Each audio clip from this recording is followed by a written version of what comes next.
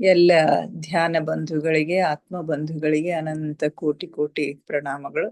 ಇಂದಿನ ಧ್ಯಾನ, ಸ್ವಾಧ್ಯಾಯ, ಸತ್ಸಂಗ ಕಾರ್ಯಕ್ರಮಕ್ಕೆ ತಮಗೆಲ್ಲರಿಗೂ ತುಂಬು ಹೃದಯದ ಸ್ವಾಗತ.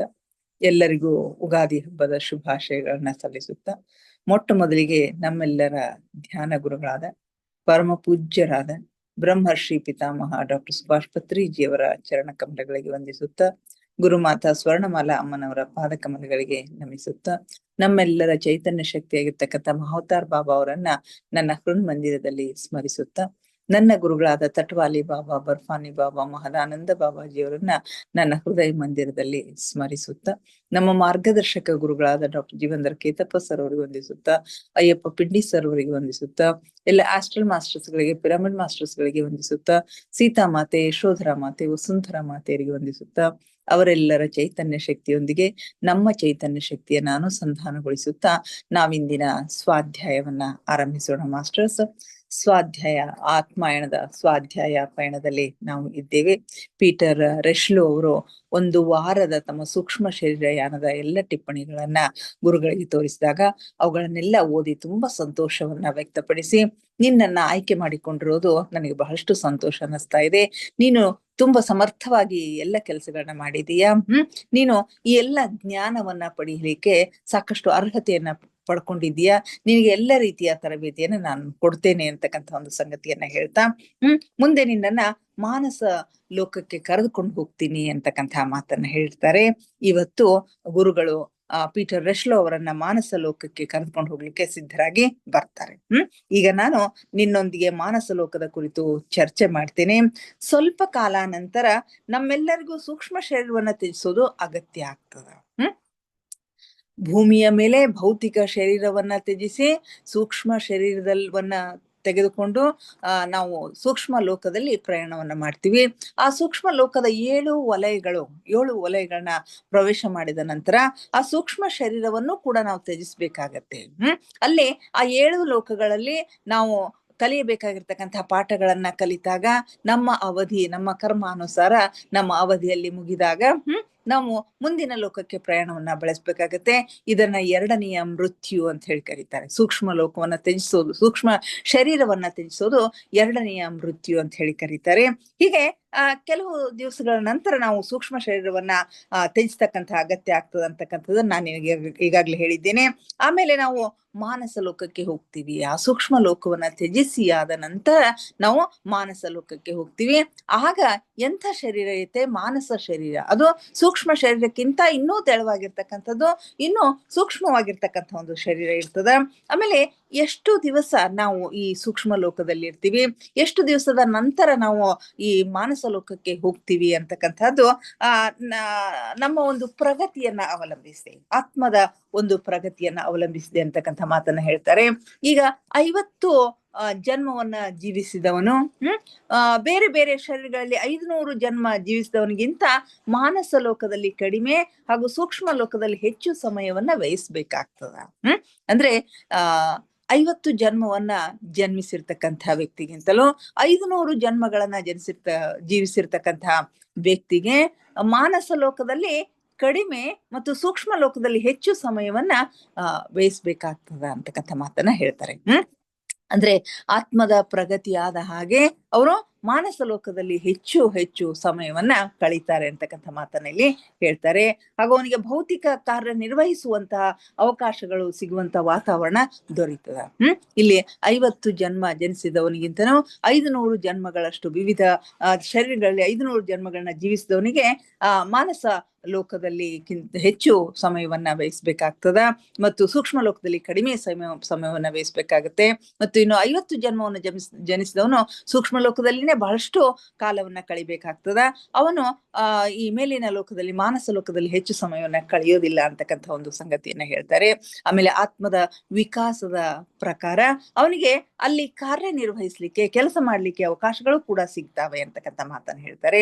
ಈಗೊಮ್ಮೆ ಚರ್ಚೆ ಮಾಡಿರ್ತಕ್ಕಂಥ ಸಮಯದಲ್ಲಿ ಶರೀರಗಳ ಹೋಲಿಕೆಯನ್ನ ಮನುಷ್ಯನ ಒಳವಸ್ತ್ರ, ಅವನ ಸೂಟ್ ಹಾಗೂ ಅವನ ಓವರ್ ಕೋಟ್ ಗಳೊಂದಿಗೆ ನಾನು ಮಾಡಿದ್ದೆ ಅಂತಕ್ಕಂಥ ಮಾತನ್ನ ಹೇಳ್ತಾರೆ.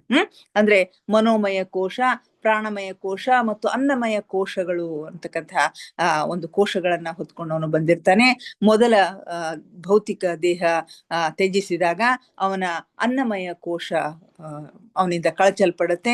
ಇನ್ನು ಸೂಕ್ಷ್ಮ ಲೋಕದಿಂದ ಮಾನಸ ಲೋಕಕ್ಕೆ ಹೋಗ್ಬೇಕಾಗಿರ್ತಕ್ಕಂಥ ಸಂದರ್ಭದಲ್ಲಿ ಅವನ ಈ ಸೂಕ್ಷ್ಮ ಶರೀರ ಕಳಚಬೇಕಾಗ್ತದೆ ಅಂತಕ್ಕಂಥ ಸಂಗತಿಯನ್ನ ಹೇಳ್ತಾರೆ. ಹೀಗೆ ಒಬ್ಬ ವ್ಯಕ್ತಿಯ ಜೀವನವು ಸೂಕ್ಷ್ಮ ಲೋಕದಲ್ಲಿ ಸಮಾಪ್ತಗೊಂಡ ಮೇಲೆ ಒಬ್ಬ ವ್ಯಕ್ತಿಯ ಜೀವನವು ಸೂಕ್ಷ್ಮ ಲೋಕದಲ್ಲಿ ಸಮಾಪ್ತಗೊಂಡ ಮೇಲೆ ಅವನು 7ನೆಯ ವಲಯದಲ್ಲಿ ಹೊರಟು ಹೋಗ್ತಾನೆ. ಸೂಕ್ಷ್ಮ ಲೋಕದ 7ನೆಯ ವಲಯ ಅಂತಂದ್ರೆ ಅದು ಕೊನೆಯ ವಲಯ ಆಗಿರ್ತದೆ. ಅಲ್ಲಿ ಹೋಗ್ತಾನೆ. ಈ ಸಮಯ ಅವನಿಗೆ ಇನ್ನೂ ಮುಂದೆ ಹೋಗುವ ಸಮಯವಾಗಿದೆ. ಅಲ್ಲಿ ಹೋದ ಅಂತಂದ್ರೆ ಇನ್ನೂ ಮೇಲಿನ ಲೋಕಕ್ಕೆ ಹೋಗ್ತಕ್ಕಂಥ ಸಮಯ ಆಗಿದೆ. ಅವನು ಮಂಪರು ಹೊಂದಿದಂತೆ ಆಗುತ್ತದೆ. ಅವನ ಚೇತನವು ಲುಪ್ತವಾಗತೊಡಗುತ್ತದೆ. ಆಮೇಲೆ ತಕ್ಷಣವೇ ಅವನು ಮಾನಸ ಲೋಕದಲ್ಲಿ ಜಾಗೃತನಾಗ್ತಾನೆ. ಆ ಸಮಯದಲ್ಲಿ ಅಂದ್ರೆ ಸೂಕ್ಷ್ಮ ಲೋಕವನ್ನ ತ್ಯಜಿಸಿ ಮಾನಸ ಲೋಕವನ್ನು ಹೋಗ್ತಕ್ಕಂಥ ಸಂದರ್ಭದಲ್ಲಿ ಅವನಿಗೆ ನಿದ್ರೆ ಬಂದ ಹಾಗೆ ಆಗತ್ತೆ. ಅವನ ಚೇತನ ಲುಪ್ತವಾಗ್ಲಿಕ್ಕೆ ಶುರು ಮಾಡ್ತದೆ. ಆಮೇಲೆ ತಕ್ಷಣವೇ ಅವನು ಮಾನಸ ಲೋಕದಲ್ಲಿ ಜಾಗೃತನಾಗ್ತಾನೆ ಅಂತಕ್ಕಂಥ ಮಾತನ್ನು ಹೇಳ್ತಾರೆ. ಮನುಷ್ಯನು ಭೌತಿಕ ಮೃತ್ಯುವಿನ ನಂತರ ಸೂಕ್ಷ್ಮ ಲೋಕದಲ್ಲಿ ಜಾಗೃತನಾದಾಗ ಎಲ್ಲ ರೀತಿಯಿಂದಲೂ ಸಂತೋಷ ಹಾಗೂ ಆರೋಗ್ಯದಿಂದ ಇರುವಂತೆ ಅವನಿಗೆ ಅನಿಸ್ತದ. ಯಾವ ರೀತಿ ಈ ಭೂಮಿಯ ಮೇಲೆ ಭೌತಿಕ ದೇಹವನ್ನ ತ್ಯಜಿಸಿ ಸೂಕ್ಷ್ಮ ಲೋಕಕ್ಕೆ ಹೋದಾಗ ಆ ಸೂಕ್ಷ್ಮ ಲೋಕ ಅನ್ನೋದು ಬಹಳಷ್ಟು ವಿಚಾರಗಳ ಲೋಕ, ಒಂದು ಕಲ್ಪನಾ ಲೋಕ ಆಗಿರ್ತದ. ಅಲ್ಲಿ ಎಲ್ಲ ಆರಾಮದಾಯಕವಾಗಿರ್ತಕ್ಕಂಥ ವಸ್ತುಗಳು ಅವನಿಗೆ ಸಿಗ್ತಾ ಇರ್ತಾವು. ಎಲ್ಲ ರೀತಿಯ ಸಂತೋಷ ಹಾಗೂ ಆರೋಗ್ಯದಿಂದ ಇರೋ ಹಾಗೆ ಅನಿಸ್ತದ ಅಂತಕ್ಕಂಥ ಮಾತನ್ನ ಹೇಳ್ತಾರೆ. ಅದೇ ರೀತಿ ಸೂಕ್ಷ್ಮ ಲೋಕದ ಮೃತ್ಯುವಿನ ನಂತರ ಅವನು ಮಾನಸ ಲೋಕ ಪ್ರವೇಶಿಸಿದಾಗ ಅವನಿಗೆ ಇದಕ್ಕಿಂತ ಹೆಚ್ಚಿನ ಆನಂದ, ಅತಿಶಯವಾಗಿರ್ತಕ್ಕಂಥ ಆನಂದ ಹಾಗೂ ಶಾಂತಿಯ ಅನುಭವ ಆಗ್ತದೆ ಅಂತಕ್ಕಂಥ ಮಾತನ್ನ ಹೇಳ್ತಾರೆ. ಭೌತಿಕ ದೇಹವನ್ನ ತ್ಯಜಿಸಿ ಮಾನಸಿಕ ಲೋಕಕ್ಕೆ ಹೋದಾಗ, ಭೌತಿಕ ದೇಹವನ್ನ ತ್ಯಜಿಸಿ ಸೂಕ್ಷ್ಮ ಲೋಕಕ್ಕೆ ಹೋದಾಗ ಅವನಿಗೆ ಆನಂದ, ಸಂತೋಷ ಅನಿಸ್ತಾ ಇರ್ತದ. ಯಾಕಂದ್ರೆ ಅಲ್ಲಿ ಏನು ಕೆಲಸ ಮಾಡದೇನೆ ಎಲ್ಲ ಅವನಿಗೆ ಸಿಗ್ತಾ ಇರುತ್ತೆ. ಊಟ ಮಾಡ್ಬೇಕಂದಾಗ ಊಟ ಮಾಡ್ಲಿಕ್ಕಾಗತ್ತೆ, ಕೆಲಸ ಮಾಡ್ಬೇಕಂದಾಗ ಕೆಲಸ ಮಾಡ್ಲಿಕ್ಕಾಗತ್ತೆ, ತನಗೆ ಏನು ಬೇಕು ತನ್ನ ಇಚ್ಛೆ ಅನುಸಾರ ಎಲ್ಲಿ ಬೇಕು ಅಲ್ಲಿ ತಿರುಗಾಡ್ಲಿಕ್ಕೆ ಅವನಿಗೆ ಅವಕಾಶಗಳಿರುತ್ತೆ. ಹೀಗಾಗಿ ಎಲ್ಲ ಕಡೆಗೂ ಆ ಬದುಕು ಅವನಿಗೆ ಬಹಳಷ್ಟು ಆನಂದಮಯ ಅಂತ ಹೇಳಿ ಅನಿಸ್ತದ. ಅದೇ ರೀತಿ ಸೂಕ್ಷ್ಮ ಲೋಕವನ್ನ ತ್ಯಜಿಸಿದ ನಂತರ ಮಾನಸ ಲೋಕಕ್ಕೆ ಹೋದಾಗ ಇನ್ನಿಷ್ಟು ಆನಂದ, ಅತ್ಯಾನಂದ, ಅತಿಶಯವಾಗಿರ್ತಕ್ಕಂಥ ಆನಂದ ಮತ್ತು ಶಾಂತಿ ಅವನಿಗೆ ಅನುಭವ ಆಗ್ತದ. ಆರಂಭಿಕ ಹಂತದಲ್ಲಿ ಅವನು ಮಾನಸ ಲೋಕದಲ್ಲಿ ಬಂದಿರುವುದನ್ನ ಅವನಿಗೆ ನಂಬಲಿಕ್ಕೆ ಸಾಧ್ಯ ಆಗೋದಿಲ್ಲ. ಕ್ಷಣಾರ್ಧದಲ್ಲಿ ಏನೋ ಮಂಪರು ಬಂದು ಎಚ್ಚರ ಆಗೋದ್ರೊಳಗೆ ಅವನು ಮಾನಸ ಲೋಕದಲ್ಲಿ ಇರ್ತಾನೆ. ಬಂದಿರ್ತಕ್ಕಂಥ ಹೇಗೆ ಬಂದೆ ಅಂತಕ್ಕಂಥದ್ದು ನಂಬಲಿಕ್ಕೆ ಸಾಧ್ಯ ಆಗೋದಿಲ್ಲ. ಯಾಕಂದ್ರೆ ಅವನು ಅಷ್ಟೊಂದು ಸಂತುಷ್ಟನಾಗಿರ್ತಾನೆ, ಅಷ್ಟೊಂದು ಪ್ರಸನ್ನನಾಗಿರ್ತಾನೆ. ಅದೇ ಆನಂದದಲ್ಲಿನೇ ಅವನು ಇರ್ಲಿಕ್ಕೆ ಬಯಸ್ತಾನೆ. ಸಮಯ ಗತಿಸಿದಂತೆ ಅವನು ತನ್ನ ಸುತ್ತಲೂ ಜರುಗಿದ ಪರಿವರ್ತನೆಯನ್ನ ಅರ್ಥ ಮಾಡ್ಕೊಳ್ತಾನೆ. ಸಮಯ ಕಳೆದ ಹಾಗೆ ತನ್ನ ಸುತ್ತಲೂ ಏನು ಬದಲಾವಣೆ ಆಗ್ತಾ ಇದೆ ಅಂತಕ್ಕಂಥದ್ದನ್ನ ಅರ್ಥ ಮಾಡ್ಕೊಳ್ತಾನೆ. ಅವನಿಗೆ ಇನ್ನೂ ಬಹಳ ಕಲಿಯುವುದಿದೆ ಅಂತಕ್ಕಂಥದ್ದು ಗೊತ್ತಾಗತ್ತೆ.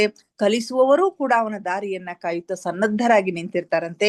ಇವರು ಹಿಂದಿನ ಹಾಗೂ ಈಗಿನ ಹೊಸ ಲೋಕಗಳ ಪರಿಸ್ಥಿತಿಗಳಲ್ಲಿನ ವ್ಯತ್ಯಾಸಗಳನ್ನ ಅವನಿಗೆ ತಿಳಿಸಿ ಹೇಳ್ತಾರೆ. ಹಿಂದಿನ ಲೋಕ ಮತ್ತು ಹೊಸ ಲೋಕ, ಸೂಕ್ಷ್ಮ ಲೋಕ ಮತ್ತು ಮಾನಸ ಲೋಕದಲ್ಲಿ ಇರ್ತಕ್ಕಂತಹ ಪರಿಸ್ಥಿತಿಯಲ್ಲಿ ಏನು ವ್ಯತ್ಯಾಸ ಇದೆ ಅಂತಕ್ಕಂಥದ್ದನ್ನ ಅವನಿಗೆ ತಿಳಿಸಿ ಹೇಳ್ತಾರೆ. ಮಾನಸ ಲೋಕವು ವಿಚಾರ ಲೋಕವಾಗಿದೆ. ಸೂಕ್ಷ್ಮ ಲೋಕವೂ ಕೂಡ ವಿಚಾರ ಲೋಕನೇ ಆಗಿತ್ತು. ಆದ್ರೆ ಅದಕ್ಕಿಂತಲೂ ಸೂಕ್ಷ್ಮವಾಗಿರ್ತಕ್ಕಂಥ ವಿಚಾರಗಳಿಂದ ಕೂಡಿರ್ತಕ್ಕಂಥದ್ದು ಮಾನಸಿಕ ಲೋಕ. ವಿಚಾರವೇ ಅಲ್ಲಿಯ ವಾಸ್ತವಿಕತೆ, ಅಲ್ಲಿ ವಾಸ್ತವಿಕತೆ ನಿಜತ್ವ ಏನು ಅಂತಂದ್ರೆ ಅದು ವಿಚಾರಣೆ ಆಗಿರ್ತದ. ಭೌತಿಕ ಜಗತ್ತಿನಲ್ಲಿ ಮೇಜು, ಕುರ್ಚಿ ಮುಂತಾದ ವಸ್ತುಗಳಂತೆ ಮಾನಸಿಕ ಲೋಕದಲ್ಲಿ ವಿಚಾರವೇ ವಸ್ತುವಾಗಿದೆ. ಈ ಸೂಕ್ಷ್ಮ ಲೋಕದಲ್ಲಿ ಕಲ್ಪನೆ ಮಾಡ್ಕೊಂಡ್ರೆ ಆ ವಸ್ತು ಎದುರು ನಿಂತ ಹಾಗೆ, ಎದುರು ಸೃಷ್ಟಿಯಾದ ಹಾಗೆ ಆಗತ್ತೆ. ಆದ್ರೆ ಇಲ್ಲಿ ಹಾಗೆ ಆಗೋದಿಲ್ಲ. ಅಲ್ಲಿ ವಿಚಾರವೇ ವಸ್ತುವಾಗಿರುತ್ತೆ. ಮಾನಸ ಶರೀರವು ಭೌತಿಕ ಶರೀರಕ್ಕಿಂತ ಅತ್ಯಂತ ಸೂಕ್ಷ್ಮವಾಗಿರ್ತದೆ. ಇದು ಒಳಪದರು ಅಂತ ಹೇಳ್ತೀವಿ. ಮೇಲ್ಪದರು ಸೂಕ್ಷ್ಮ ಲೋಕ ಆಗಿರ್ತದೆ, ಅದಕ್ಕಿಂತ ಮೇಲ್ಪದರು ಅನ್ನಮಯ ಕೋಶ ಆಗಿರ್ತದ. ಹೀಗಾಗಿ ಇದು ಮಾನಸ ಶರೀರ ಏನದಲ್ಲ, ಇದು ಸೂಕ್ಷ್ಮ ಶರೀರಕ್ಕಿಂತ ಅತ್ಯಂತ ಸೂಕ್ಷ್ಮವಾಗಿರ್ತದ. ಆ ವಿಚಾರಗಳು ಕೂಡ ಅಷ್ಟೇ ಸೂಕ್ಷ್ಮ ತತ್ವದಿಂದ ನಿರ್ಮಿತವಾಗಿರ್ತಾವು. ಹೀಗೆ ಮಾಡಲು ಸಾಧ್ಯವಿಲ್ಲವಾದರೂ ಕೂಡ ಒಂದು ವೇಳೆ ಸೂಕ್ಷ್ಮ ತತ್ವ ಹಾಗೂ ಭೌತಿಕ ತತ್ವಗಳನ್ನು ಮನೋಲೋಕದಲ್ಲಿ ತರಲು ಸಾಧ್ಯವಾದಲ್ಲಿ ಅವು ಅಲ್ಲಿ ಅಸ್ತಿತ್ವವನ್ನು ಹೊಂದುವುದಿಲ್ಲ. ಅಲ್ಲಿ ಇವುಗಳ ರೂಪವು ಕೇವಲ ವಿಚಾರಗಳಂತೆ ಇರ್ತದ ಅಂತಕ್ಕಂಥ ಮಾತನ್ನ ಹೇಳ್ತಾರೆ. ಅಂದ್ರೆ ಬಹಳಷ್ಟು ಸೂಕ್ಷ್ಮ ತತ್ವದಿಂದ ಕೇವಲ ವಿಚಾರಗಳು ಮಾತ್ರ ಅಲ್ಲಿ ಇರ್ತಾವೆ ಅಂತಕ್ಕಂಥ ಮಾತನ್ನ ಹೇಳ್ತಾರೆ. ಇದನ್ನ ಯಾವುದಕ್ಕೆ ಹೋಲಿಸಬಹುದು? ಮಾನಸ ಲೋಕದಲ್ಲಿ ಕೆಲಸ ಮಾಡ್ತಕ್ಕಂಥವ್ರನ್ನ ಒಂದು ವೈರ್ಲೆಸ್ ಸೆಟ್ಗೆ ಹೋಲಿಸಬಹುದು ಅಂತ ಹೇಳ್ತಾರೆ. ವೈರ್ಲೆಸ್ ಸೆಟ್ ಎಲ್ಲಿ ಏನೋ ವಾಯರ್ದು ಏನೋ ಇಲ್ಲದೇನೆ ಯಾವ ರೀತಿ ಸಂದೇಶಗಳ ರವಾನೆ ಆಗ್ತಾ ಇರುತ್ತಲ್ಲ, ಆ ರೀತಿ ಇಲ್ಲಿ ವಿಚಾರಗಳ ಒಂದು ರವಾನೆ ಆಗ್ತಾ ಇರುತ್ತೆ. ಅದು ಸಂದೇಶಗಳನ್ನ ಕಳಿಸ್ತದ ಮತ್ತು ಗ್ರಹಿಸ್ತದ ಕೂಡ. ಈ ಮಾನಸ ಲೋಕದಲ್ಲಿ ಕಾರ್ಯನಿರ್ವಹಿಸುವವರನ್ನ ಒಂದು ವೈರ್ಲೆಸ್ ಸೆಟ್ಗೆ ನಾವು ಹೋಲಿಸಬಹುದು. ಅದು ಸಂದೇಶಗಳನ್ನ ಕಳಿಸುತ್ತದೆ ಮತ್ತು ಗ್ರಹಿಸುತ್ತದೆ ಕೂಡ. ಇವುಗಳನ್ನು ಕಳಿಸುವ ಮತ್ತು ಗ್ರಹಿಸುವ ಸಮಯದಲ್ಲಿ ಯಾವ ತರಂಗಗಳು ಪ್ರಯೋಗಿಸಲ್ಪಟ್ಟಿವೆ ಎಂಬುದು ಆ ವಿಷಯಗಳ ಮೇಲೆ ಅವಲಂಬಿಸಿದೆ. ಯಾವ ವಿಷಯವನ್ನ ಹೇಳಲಿಕ್ಕೆ ಅವರು ವ್ಯಕ್ತಪಡಿಸ್ತಾರೋ ಅದರ ಆಧಾರದ ಮೇಲೆ ಎಂಥ ತರಂಗಗಳನ್ನ ಅಲ್ಲಿ ಬಳಸಲಾಗಿದೆ ಅಂತಕ್ಕಂಥದ್ದು ಗೊತ್ತಾಗತ್ತೆ. ಅವುಗಳಿಗೆ ಆ ವ್ಯಕ್ತಿಯು ಪರಿಚಿತನಾಗಿ ಇರ್ತಾನೆ. ಅವನು ಸ್ವಯಂ ಆ ತರಂಗಗಳ ಆಯಾಮದವರೆಗೆ ತಲುಪಿದ್ದರೆ ತನ್ನ ಸೆಟ್ ಮೇಲೆ ಇತರರ ವಿಚಾರಗಳನ್ನು ಕೂಡ ಅವನು ಗ್ರಹಿಸ್ತಾನೆ. ಆ ಎಲ್ಲ ವಿಚಾರಗಳು ಅವನಿಗೆ ತಿಳ್ಕೊಳ್ಳುವ ಒಂದು ಕೆಪಾಸಿಟಿ ಕೂಡ ಇರುತ್ತೆ. ಬೇರೆ ಮಾತಿನಲ್ಲಿ ಹೇಳೋದಾದ್ರೆ, ಮುಂದಿನ ವಿಷಯಗಳನ್ನು ಚರ್ಚಿಸಬಲ್ಲಷ್ಟು ಅವನಿಗೆ ಅದರಲ್ಲಿ ಕನಿಷ್ಠ ತಿಳುವಳಿಕೆ ಇದ್ದರೆ ತಾನು ಕಳಿಸಿದ ವಿಚಾರ ರೂಪಗಳ ಪ್ರತಿಸ್ಪಂದನಗಳಿಗೆ ಅವನು ಸ್ವಯಂ ತಾನೇ ಆ ವಿಚಾರ ರೂಪಗಳ ಉತ್ತರಗಳನ್ನು ನೀಡಬಲ್ಲವನಾಗಿರ್ತಾನೆ. ಯಾರು ಸಂದೇಶಗಳನ್ನ ಕಳಿಸ್ತಾರೆ ಅಂತಕ್ಕಂಥದ್ದು, ಯಾವ ಸಂದೇಶ ಬರುತ್ತೆ ಅನ್ನೋದನ್ನ ಗ್ರಹಿಸ್ಲಿಕ್ಕೆ ಅವನು ಸಮರ್ಥನಾಗಿದ್ದ ಅಂತಂದ್ರೆ ತಾನೇ ಸ್ವತಃ ಅವುಗಳಿಗೆ ಉತ್ತರಗಳನ್ನು ಕೂಡ ಕೊಡ್ಲಿಕ್ಕೆ ಅವನು ಸಿದ್ಧನಾಗಿರ್ತಾನೆ, ನೀಡಬಲ್ಲವನಾಗಿರ್ತಾನೆ. ಈ ವಿಚಾರ ರೂಪಗಳು ನಂತರದಲ್ಲಿ ಜ್ಞಾನ ಹಾಗೂ ಆಸಕ್ತಿಗಳು ಸಮಾನವಾಗಿರುವಂತ ಇತರ ಜನರಿಂದಲೂ ಗ್ರಹಿಸಲ್ಪಡುತ್ತವೆ. ನೀನು ಸೂಕ್ಷ್ಮ ಲೋಕದಲ್ಲಿ ಉತ್ಕೃಷ್ಟ ಸಂಗೀತ, ಚಿತ್ರಕಲೆ ಮುಂತಾದವುಗಳ ರಚನೆ ಮಾಡುವಂತ ಹಾಗೂ ಇತರರಿಗೆ ವಿಭಿನ್ನ ಕಲೆ ಹಾಗೂ ವಿಜ್ಞಾನಗಳಲ್ಲಿ ಶಿಕ್ಷಣ ನೀಡುವಂತ ದೊಡ್ಡ ದೊಡ್ಡ ಬುದ್ಧಿಜೀವಿಗಳನ್ನು ನೋಡಿರುವೆ. ಸೂಕ್ಷ್ಮ ಲೋಕದಲ್ಲಿ ನೀನು ಈಗಾಗಲೇ ಅತ್ಯಂತ ಸಂಗೀತಗಾರರನ್ನ, ಚಿತ್ರಕಲೆ ಮುಂತಾದವುಗಳನ್ನ ರಚನೆ ಮಾಡ್ತಕ್ಕಂಥವ್ರು, ವಿಭಿನ್ನ ಕಲೆಗಳಲ್ಲಿ ಆಸಕ್ತಿಯನ್ನು ಹೊಂದಿರತಕ್ಕಂಥವ್ರು, ವಿಜ್ಞಾನದಲ್ಲಿ ಶಿಕ್ಷಣದಲ್ಲಿ ಒಂದು ಪರಿಜ್ಞಾನ ಇರ್ತಕ್ಕಂಥವ್ರು, ದೊಡ್ಡ ದೊಡ್ಡ ಬುದ್ಧಿಜೀವಿಗಳು ಮುಂತಾದವರನ್ನ ನೀನು ನೋಡಿದ್ದಿ. ಅಂಥವ್ರು ಸೂಕ್ಷ್ಮ ಲೋಕದಿಂದ ಮಾನಸಿಕ ಲೋಕಕ್ಕೆ ಹೋದರೆ ಅವ್ರು ಏನ್ ಮಾಡ್ತಾರೆ? ಅಲ್ಲಿ ತಾವು ಕ್ರಮಿಸಿ ಬಂದಂತಹ ಮಾರ್ಗದಲ್ಲಿ ಯಾರಾದರೂ ಕ್ರಮಿಸ ಬಯಸಿದರೆ, ತಾವು ನಡೆದ ದಾರಿಯಲ್ಲಿ ಯಾರಾದ್ರೂ ಬಯಸಿದ್ರೆ ಅಥವಾ ತಮ್ಮಲ್ಲಿರ್ತಕ್ಕಂಥ ಜ್ಞಾನವನ್ನು ಯಾರಾದ್ರೂ ಪಡೆಯ ಬಯಸಿದ್ರೆ ಅಂಥವ್ರಿಗೆ ಅಲ್ಲಿಯೂ ಕೂಡ ಅವರು ಸಹಾಯ ಮಾಡೋದನ್ನ ಮುಂದುವರಿಸ್ತಾರೆ. ಮಾನಸ ಸ್ತರದಲ್ಲಿ ಅವರ ಶಿಕ್ಷಣವು ತಾಂತ್ರಿಕ ಹಾಗೂ ಸೈದ್ಧಾಂತಿಕ ಮಟ್ಟದ ಉಪನ್ಯಾಸಗಳಾಗಿರದೆ ವಿಚಾರ ನದಿಯ ಸತತ ಪ್ರವಾಹ ರೂಪದಲ್ಲಿ ಸಂಪ್ರೇಕ್ಷಿಸಲಾಗುವುದು. ಅಲ್ಲಿ ಮಾನಸ ಸ್ತರದಲ್ಲಿ ಅವರು ಕೊಡ್ತಕ್ಕಂತಹ ಶಿಕ್ಷಣ ಕೇವಲ ತಾಂತ್ರಿಕ ಮತ್ತು ಸೈದ್ಧಾಂತಿಕ ಮಟ್ಟದ ಉಪನ್ಯಾಸಗಳ ಆಗಿರದೇನೆ ಅವರು ವಿಚಾರ ನದಿಯ ಸತತ ಪ್ರವಾಹದ ಹಾಗೆ, ಒಂದು ನದಿಯ ಪ್ರವಾಹದ ಹಾಗೆ ವಿಚಾರಗಳು ಅಲ್ಲಿ ಅವರ ಮೇಲೆ ಸಂಪ್ರೇಕ್ಷಿಸಲ್ಪಡ್ತಾವು. ಇನ್ನಾರಿಗಾದ್ರೂ ಇದರಲ್ಲಿ ಆಸಕ್ತಿ ಇದ್ದರೆ ಅವರು ಕೂಡ ಇವುಗಳನ್ನ ಗ್ರಹಿಸಬಹುದು.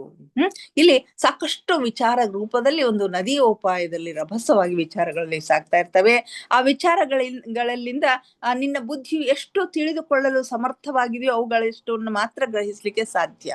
ಅಲ್ಲೇನೋ ವಿಚಾರ ಸಾಕಷ್ಟು ಹರಿತಾ ಇರುತ್ತೆ, ಆದ್ರೆ ಎದುರಿರ್ತಕ್ಕಂಥ ವ್ಯಕ್ತಿಯ ಬುದ್ಧಿಮತ್ತೆ ಎಷ್ಟದ, ಅವನು ಎಷ್ಟು ತಿಳ್ಕೊಳ್ಳಿಕ್ಕೆ ಸಾಧ್ಯ, ಎಷ್ಟನ್ನ ಗ್ರಹಿಸ್ಲಿಕ್ಕೆ ಸಾಧ್ಯ, ಅಷ್ಟನ್ನ ಮಾತ್ರ ಗ್ರಹಿಸ್ಲಿಕ್ಕೆ ಸಾಧ್ಯ ಆಗುತ್ತೆ.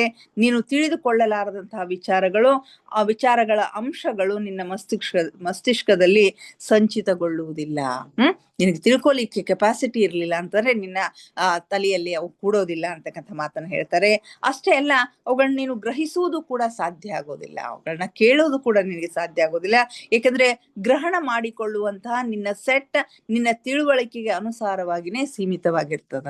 ನಿನ್ನ ತಲೆಯಲ್ಲಿ ಎಂಥ ಸೆಟ್ ಇರ್ತದ ಅದರ ಆಧಾರದ ಮೇಲೆ ಆ ವಿಚಾರಗಳ ಗ್ರಹಿಕೆಯನ್ನ ಮಾಡ್ಲಿಕ್ಕೆ ಸಾಧ್ಯ ಆಗ್ತದ ಅಂತ ಹೇಳ್ತಾರೆ. ಉದಾಹರಣೆಗೆ, ನೀನು ಗಣಿತ ಅಥವಾ ರಸಾಯನಶಾಸ್ತ್ರ ಅಧ್ಯಯನವನ್ನ ಮಾಡಿರದೇ ಇದ್ದರೆ ಅದಕ್ಕೆ ಸಂಬಂಧಿಸಿದ ವಿಚಾರಗಳಿಗೆ ಅವು ನಿನ್ನ ಸುತ್ತಲೂ ಅದೆಷ್ಟೇ ಹರಡಿಕೊಂಡಿದ್ದರೂ ನೀನು ಉತ್ತರ ನೀಡುವುದು ಸಾಧ್ಯವಿಲ್ಲ. ನಿನಗೆ ಗಣಿತದ ಜ್ಞಾನ ಇಲ್ಲ, ರಸಾಯನಶಾಸ್ತ್ರದ ಜ್ಞಾನ ಇಲ್ಲ ಅಂತಂದ್ರೆ ಎಷ್ಟೇ ವಿಚಾರಗಳು ನಿನ್ನ ಸುತ್ತಲೂ ಹರಡುದು ಅಂತಂದ್ರೆ ಅವು ಏನೂ ನಿನಗೆ ಅರ್ಥ ಆಗೋದಿಲ್ಲ. ಅದಕ್ಕೆ ಸಂಬಂಧಪಟ್ಟಿರ್ತಕ್ಕಂಥ ಪ್ರಶ್ನೆಗಳಿಗೆ ನಿನಗೆ ಉತ್ತರ ಕೊಡ್ಲಿಕ್ಕೆ ಸಾಧ್ಯ ಆಗೋದಿಲ್ಲ ಅಂತಕ್ಕಂಥ ಮಾತನ್ನು ಹೇಳ್ತಾರೆ. ಹೀಗೆ ಮಾನಸ ಸ್ತರದಲ್ಲಿ ಕಡಿಮೆ ಬುದ್ಧಿಯನ್ನು ಹೊಂದಿದವನಿಗಿಂತ ಒಬ್ಬ ಬುದ್ಧಿಜೀವಿಯ ಜೀವನವು ಹೆಚ್ಚು ರೋಚಕವಾಗಿರ್ತದ. ಆ ಮಾನಸಿಕ ಲೋಕದಲ್ಲಿ ಕಡಿಮೆ ಬುದ್ಧಿ, ಕಡಿಮೆ ವಿಕಾಸ ಹೊಂದಿರತಕ್ಕಂಥ ವ್ಯಕ್ತಿಗಿಂತಲೂ ಹೆಚ್ಚು ವಿಕಾಸ ಹೊಂದಿರತಕ್ಕಂಥ ವ್ಯಕ್ತಿಯ ಬದುಕು ಬಹಳಷ್ಟು ರೋಚಕ ಆಗಿರ್ತದ. ತನ್ನ ಜೀವಿತಾವಧಿಯಲ್ಲಿ ವಿಶೇಷ ಅಧ್ಯಯನ ಮಾಡಿದಂತಹ ವ್ಯಕ್ತಿಯ ಕೇಸನ್ನ ತಿಳಿದುಕೊಳ್ಳೋಣ. ಇಲ್ಲಿ ಬಂದ ಮೇಲೆ ಅವನು ಆ ವಿಷಯದ ದೊಡ್ಡ ದೊಡ್ಡ ನಿಷ್ಣಾತ ಜನರ ವಿಚಾರ ರೂಪಗಳನ್ನ ನೋಡಿ ಹಾಗೂ ಅನುಭೂತಿಯ ಮೂಲಕ ಅವರನ್ನ ಸಂಪರ್ಕಕ್ಕೆ ಬರ್ತಾನೆ. ಈಗ ಅವನ ಮಸ್ತಿಷ್ಕವು ಸೀಮಿತವಾಗಿಲ್ಲ, ಆದ್ದರಿಂದ ಅವನು ಭೌತಿಕ ಸ್ತರದಲ್ಲಿ ಅರ್ಥ ಮಾಡಿಕೊಳ್ಳಲು ಸಾಧ್ಯವಾದಂತಹ ಸಂಗತಿಗಳನ್ನು ಹಾಗೂ ಅದರೊಂದಿಗೆ ಈ ಮೊದಲು ಅವನು ಕೇವಲ ಸಿದ್ಧಾಂತ ರೂಪದಲ್ಲಿ ತಿಳಿದುಕೊಳ್ಳುತ್ತಿದ್ದಂತಹ ಸಂಗತಿಗಳನ್ನು ಕೂಡ ಇನ್ನೂ ಸ್ಪಷ್ಟವಾಗಿ ಅರ್ಥ ಮಾಡ್ಕೊಳ್ತಾನೆ. ಬೌದ್ಧಿಕವಾಗಿ ಹೆಚ್ಚು ಬೆಳವಣಿಗೆ ಹೊಂದಿರತಕ್ಕಂತಹ ವ್ಯಕ್ತಿ ಅಲ್ಲಿ ಇನ್ನೂ ಹೆಚ್ಚಿನ ಜ್ಞಾನವನ್ನ ಪಡೀಲಿಕ್ಕೆ ಸಾಧ್ಯ ಆಗುತ್ತೆ. ಅಂಥ ಜನರ ಸಂಪರ್ಕಕ್ಕೆ ಬರ್ತಾನೆ. ಇನ್ನೂ ಹೆಚ್ಚಿನ ಸಿದ್ಧಾಂತಗಳ ರೂಪದಲ್ಲಿ ತಿಳಿದುಕೊಂಡಿರ್ತಕ್ಕಂಥವನ್ನಗಳನ್ನ ಇನ್ನೂ ಸ್ಪಷ್ಟವಾಗಿ ತಿಳ್ಕೊಳ್ಳಿಕ್ಕೆ ಅವನಿಗೆ ಸಾಧ್ಯ ಆಗತ್ತೆ ಅಂತಕ್ಕಂಥ ಮಾತನ್ನ ಇಲ್ಲಿ ಹೇಳ್ತಾರೆ. ಹೀಗೆ ಮನುಷ್ಯನು ತುಂಬಾ ದೀರ್ಘ ಸಮಯದವರೆಗೆ ಮಾನಸಿಕ ವಿಕಾಸ ಹೊಂದುತ್ತಾನೆ. ಮಾನಸಿಕ ವಿಕಾಸ ಅಂತಕ್ಕಂಥದ್ದು ಇದು ಹಾಗೆ ನಡೀತಕ್ಕಂಥ ಒಂದು ಕ್ರಿಯೆ. ತುಂಬಾ ದೀರ್ಘ ಸಮಯದವರೆಗೆ ಇದನ್ನ ಪಡಿತಾ ಇರ್ತಾನೆ. ಇದರಿಂದ ಅವನಿಗೆ ಕೇವಲ ಸಂತುಷ್ಟಿ ದೊರೆಯುವುದಷ್ಟೇ ಅಲ್ಲದೇನೆ ಮುಂದಿನ ಜನ್ಮಗಳಲ್ಲಿ ಅವನಿಗೆ ಲಾಭ ಆಗುತ್ತೆ. ಅವನಿಗೆ ತೃಪ್ತಿ ಸಿಗೋದಷ್ಟೇ ಇಲ್ದೇನೆ ಈ ವಿಕಾಸದಿಂದ ಅವನಿಗೆ ಸಂತೃಪ್ತಿ ಸಿಗೋದಷ್ಟೇ ಇಲ್ದೇನೆ ಮುಂದಿನ ಜನ್ಮಗಳಿಗೂ ಅವನಿಗೆ ಲಾಭ ಆಗ್ತದ. ಮಾನಸ ಲೋಕದಲ್ಲಿ ಅವನು ಆ ಸಮಸ್ತ ಜ್ಞಾನವನ್ನ ಅರ್ಜನೆ ಮಾಡಿಕೊಂಡಂತಹ ಕಾರ್ಯಗಳಿಂದಾಗಿ ಅವನಿಗೆ ಈ ಜನ್ಮದಲ್ಲಿ ಎಲ್ಲವನ್ನೂ ಅರ್ಥ ಮಾಡಿಕೊಳ್ಳುವಂತಹ ಮಸ್ತಿಷ್ಕವನ್ನು ಹೊಂದುವ ಅಧಿಕಾರ ದೊರೆಯುತ್ತದೆ. ಮಾನಸಿಕ ಲೋಕದಲ್ಲಿ ಆ ಎಲ್ಲ ಜ್ಞಾನವನ್ನ ಅರ್ಜನೆ ಮಾಡಿಕೊಂಡಿರ್ತಕ್ಕಂತಹ ಕಾರಣದಿಂದಾಗಿ ಮುಂದೆ ಅವನು ಭೂಮಿಗೆ ಬಂದಾಗ ಈ ಜನ್ಮವನ್ನ ತೆಗೆದುಕೊಂಡಾಗ ಆ ಎಲ್ಲವನ್ನ ಅರ್ಥ ಮಾಡ್ಕೊಳ್ತಕ್ಕಂಥ ಒಂದು ಸಾಮರ್ಥ್ಯ ಇರ್ತಕ್ಕಂಥ ಒಂದು ಬುದ್ಧಿಶಕ್ತಿಯನ್ನ, ಒಂದು ಮಸ್ತಿಷ್ಕವನ್ನ ಅವನು ಪಡಿಲಿಕ್ಕೆ ಅಧಿಕಾರವನ್ನ ಪಡಿತಾನಂತೆ. ಅತ್ಯಧಿಕ ವಿಕಸಿತ ಬುದ್ಧಿಯನ್ನು ಹೊಂದಿದಂತಹ ಜನರು ಎಷ್ಟೋ ಸಲ 2,000-3,000 ವರ್ಷಗಳವರೆಗೆ ಮಾನಸಿಕ ಲೋಕದಲ್ಲಿ ಇರುತ್ತಾರೆ. ನೋಡ್ರಿ, ಕಾಲಾವಧಿ ಎಷ್ಟಿದೆ. ಅತ್ಯಂತ ಹೆಚ್ಚು ಬುದ್ಧಿ ಇರ್ತಕ್ಕಂತಹ ಜನರು, ಹೆಚ್ಚು ವಿಕಸಿತವಾಗಿರ್ತಕ್ಕಂತಹ ಬುದ್ಧಿ ಇರ್ತಕ್ಕಂಥವ್ರು ಮಾನಸಿಕ ಲೋಕದಲ್ಲಿ ಸುಮಾರು 2,000-3,000 ವರ್ಷಗಳವರೆಗೆ ಇರ್ತಾರೆ ಅಂತ ಹೇಳ್ತಾರೆ. ಅಂಥವರಿಗೆ ಜೀವನವು ಎಂದೂ ಶುಷ್ಕ ಅನ್ಸೋಂಗಿಲ್ಲ, ನೀರಸ ಅನ್ಸೋಂಗಿಲ್ಲ ಅನ್ನೋದು ಗೊತ್ತಾಗ್ತದ. ಇನ್ನೊಂದೆಡೆ ಅವಿಕಸಿತ ವ್ಯಕ್ತಿಯೊಬ್ಬನು ಈ ಸ್ತರದಲ್ಲಿ ಸಾಮಾನ್ಯವಾಗಿ ಬಹಳ ಕಡಿಮೆ ಸಮಯ ಇರ್ತಾನೆ. ಇನ್ನು ಹೆಚ್ಚು ವಿಕಾಸವಾಗದೆ ಇರ್ತಕ್ಕಂಥ ವ್ಯಕ್ತಿ, ಹೆಚ್ಚು ಬುದ್ಧಿ ಇಲ್ಲದೆ ಇರ್ತಕ್ಕಂಥ ವ್ಯಕ್ತಿ, ಸಾಮಾನ್ಯ ಜ್ಞಾನ ಇರ್ತಕ್ಕಂಥ ವ್ಯಕ್ತಿ ಇಲ್ಲಿ ಹೆಚ್ಚು ದಿವಸ ಇರ್ಲಿಕ್ಕೆ ಇಷ್ಟಪಡೋದಿಲ್ಲ. ಯಾಕಂತಂದ್ರೆ ಅಲ್ಲಿ ಏನನ್ನಾದ್ರೂ ಅವನು ಪಡಿಬೇಕು ಅಂತಂದ್ರೆ ಅವನ ಹತ್ರ ಆ ಕೆಪಾಸಿಟಿನೇ ಇರೋದಿಲ್ಲ. ಹೀಗಾಗಿ ಅವನ ಬುದ್ಧಿವಂತ ಸಹೋದರರ ಜೀವನ ಅಲ್ಲಿ ಆನಂದಮಯವಾಗಿರ್ತದ. ಅವರಷ್ಟು ಇವನ ಜೀವನ ರೋಚಕ ಆಗಿರೋದಿಲ್ಲ. ಆದ್ರೆ ಇಷ್ಟು ಮಾತ್ರ ಖರೆ, ಅಲ್ಲಿ ಹೋದ ತಕ್ಷಣ ಅವನ ಮನಸ್ಸಿನಲ್ಲಿ ನಾನು ಏನೋ ಒಂದು ಒಳ್ಳೆಯ ಸ್ವರ್ಗದಲ್ಲಿ ಇದ್ದೇನೆ, ಒಳ್ಳೆಯ ಸ್ಥಾನದಲ್ಲಿ ಇದ್ದೇನೆ ಅಂತಕ್ಕಂಥ ಒಂದು ಕಲ್ಪನೆಯಲ್ಲಿನೇ ಅವನು ಇರ್ತಾನೆ. ಹೀಗಾಗಿ ಅವನು ಕೂಡ ಆನಂದದಲ್ಲಿನೇ ಇರ್ತಾನೆ ಅಂತಕ್ಕಂಥ ಸಂಗತಿಯನ್ನ ಇಲ್ಲಿ ಹೇಳ್ತಾರೆ. ಹೀಗೆ ಮಾನಸ ಲೋಕದಲ್ಲಿಯೂ ಸೂಕ್ಷ್ಮ ಲೋಕದಂತೆ ಚೇತನದ 7 ಸ್ತರಗಳಿವೆ ಅಂತ ಹೇಳ್ತಾರೆ. ಮಾನಸ ಲೋಕದಲ್ಲಿಯೂ ಸೂಕ್ಷ್ಮ ಲೋಕದ ಹಾಗೆ ಚೇತನದ 7 ಸ್ತರಗಳು, ಮಾನಸ ಲೋಕದಲ್ಲಿನೂ 7 ಲೋಕಗಳು, 7 ಹಂತಗಳು ಬರ್ತವೆ. ಆದ್ರೆ ಈ ಲೋಕದಲ್ಲಿ ಒಂದು ವಲಯದಿಂದ ಇನ್ನೊಂದು ವಲಯಕ್ಕೆ ಹೋಗುವುದು ಅಂಥ ಕಷ್ಟದ ಕೆಲಸವೇನಿಲ್ಲ. ಇಲ್ಲಿ ಒಂದು ವಲಯದಿಂದ ಮತ್ತೊಂದು ವಲಯಕ್ಕೆ ಹೋಗ್ಲಿಕ್ಕೆ ಹೆಚ್ಚಿನ ಕಷ್ಟ ಇಲ್ಲ. ಮೇಲೆ ಅಥವಾ ಕೆಳಗೆ ಹೋಗುವುದು ಎರಡೂ ಸುಲಭವಾಗಿದೆ. ವ್ಯಾವಹಾರಿಕವಾಗಿ ನೋಡಿದ್ರೆ ಅಲ್ಲಿಯ ಸ್ಥಾಯಿ ನಿವಾಸಿಗಳು ಸ್ಥಳ ಬದಲಾಯಿಸೋದು ಬಹಳಷ್ಟು ಕಡಿಮೆ. ಅಲ್ಲಿರ್ತಕ್ಕಂಥ ಸ್ಥಾಯಿ ನಿವಾಸಿಗಳು ಸ್ಥಳ ಬದಲಾಯಿಸ್ತಕ್ಕಂಥದ್ದು ಬಹಳಷ್ಟು ಕಡಿಮೆ. ಸರಾಸರಿ ಎಲ್ಲರಿಗೂ ಇಲ್ಲಿ ಮನೆಗಳು ದೊರೀತಾವಂತೆ. ಅದು ಅವನಿಗೆ ಅನುಗುಣವಾದಂತಹ ಮತ್ತು ಅವನು ಅತ್ಯಂತ ಸಂತೋಷದಿಂದ ಇರುವಂತಹ ಪ್ರಥಮ 4 ವಲಯಗಳಲ್ಲಿ ಯಾವುದಾದ್ರೂ ಒಂದು ವಲಯವಾಗಿರುತ್ತೆ. ಸಾಮಾನ್ಯವಾಗಿ ಎಲ್ಲರಿಗೂ ಮನೆಗಳು ಅಲ್ಲಿ ಸಿಗ್ತವೆ. ಸಾಮಾನ್ಯವಾಗಿ ಅವರು ಪ್ರಥಮ 4 ವಲಯಗಳಲ್ಲಿ ಯಾವುದಾದ್ರೂ ಒಂದು ವಲಯದಲ್ಲಿ ಇರ್ತಾರೆ ಅಂತಕ್ಕಂಥ ಮಾತನ್ನು ಹೇಳ್ತಾರೆ. ಕೇವಲ ವಿಶಿಷ್ಟ ಬುದ್ಧಿಜೀವಿಗಳು ಮಾತ್ರ 4ನೆಯ ವಲಯದಿಂದ ಮುಂದೆ ಹೋಗಬಲ್ಲರು. ಇಲ್ಲಿಯೂ ಕೂಡ ಮಾನಸ ಲೋಕದಲ್ಲಿಯೂ ಕೂಡ ವಿಶಿಷ್ಟವಾಗಿರ್ತಕ್ಕಂಥ ಬುದ್ಧಿಶಕ್ತಿಯನ್ನು ಪಡೆದಿರ್ತಕ್ಕಂಥ ವ್ಯಕ್ತಿಗಳು, ವಿಶಿಷ್ಟವಾದ ಆತ್ಮದ ವಿಕಾಸವಾಗಿರ್ತಕ್ಕಂಥ ವ್ಯಕ್ತಿಗಳು ಮಾತ್ರ 4ನೆಯ ಹಂತಕ್ಕಿಂತ ಮೇಲೆ ಹೋಗಬಲ್ಲರು. ಪ್ರಾಯಶಃ ಒಬ್ಬ ವ್ಯಕ್ತಿಯು ಸೂಕ್ಷ್ಮ ಲೋಕದಿಂದ ಮಾನಸ ಲೋಕಕ್ಕೆ ಹೋದಾಗ ಅವನೊಂದಿಗೆ ಕೆಲವು ಸಹಾಯಕರು ಕೂಡ ಇರ್ತಾರೆ. ವ್ಯಕ್ತಿ ಸೂಕ್ಷ್ಮ ಲೋಕದಿಂದ ಮಾನಸ ಲೋಕಕ್ಕೆ ಹೋದಾಗ ಅವನೊಂದಿಗೆ ಕೆಲವರು ಸಹಾಯಕರು ಇರ್ತಾರಂತೆ. ಅವನು ತಕ್ಷಣ ತನ್ನ ಮಾನಸಿಕ ವಿಕಾಸಕ್ಕೆ ಅನುಗುಣವಾದಂತಹ ವಲಯಕ್ಕೆ ಹೋಗ್ತಾನೆ. ಆಮೇಲೆ ಅವನು ತನ್ನ ಮನೋಮಯ ಕೋಶವನ್ನು ತ್ಯಜಿಸುವ ಸಮಯ ಬರುವವರೆಗೆ ಅಲ್ಲಿಯೇ ಇರ್ತಾನೆ. ಎಷ್ಟು ದಿವಸ ಅಲ್ಲಿ ಇರ್ತಾನೆ ಅಂತಾರೆ, ಅವನ ಮನೋಮಯ ಕೋಶವನ್ನು ತ್ಯಜಿಸುವ ಸಮಯ ಬರುವವರೆಗೆ. ಒಂದು ಸಮಯ ಬಂದಾಗ ಆ ಮನೋಮಯ ಕೋಶವನ್ನು ಕೂಡ ತ್ಯಜಿಸಿ ಅವನು ಕಾರಣ ಲೋಕಕ್ಕೆ ಹೋಗ್ತಾನೆ. ಅವನು ಆತ್ಮನ ಸ್ಥಾಯಿ ನಿವಾಸ ಸ್ಥಳವಾದ ಕಾರಣ ಲೋಕಕ್ಕೆ ಹೋಗುವವರೆಗೆ ಅಲ್ಲಿ ಅವನು ಇರ್ತಾನೆ ಅಂತಕ್ಕಂಥ ಮಾತನ್ನು ಹೇಳ್ತಾರೆ. ಈ ವಿಷಯ ಕುರಿತು ಹೆಚ್ಚಿಗೆ ಹೇಳುವ ಮುನ್ನ ನಾನು ನಿನ್ನನ್ನು ಬುಧವಾರ ರಾತ್ರಿಯಂದು ಮಾನಸ ಲೋಕದ ದ್ವಿತೀಯ ವಲಯಕ್ಕೆ ಕರೆದುಕೊಂಡು ಹೋಗುವೆ ಅಂತ ಹೇಳ್ತಾರೆ. ಈ ವಿಷಯವನ್ನು ಕುರಿತು ಇನ್ನೂ ಹೆಚ್ಚಿಗೆ ಹೇಳೋಕ್ಕಿಂತ ಪೂರ್ವದಲ್ಲಿ ನಾನು ನಿನ್ನ ಬುಧವಾರ ದಿವಸ ಮಾನಸ ಲೋಕದ 2ನೇ ವಲಯಕ್ಕೆ ಕರ್ಕೊಂಡು ಹೋಗ್ತೀನಿ. ಅದರಿಂದ ನೀನು ನನ್ನ ಪ್ರಸ್ತುತ ಕಷ್ಟಗಳನ್ನ ಅರ್ಥ ಮಾಡಿಕೊಳ್ಳುವೆ.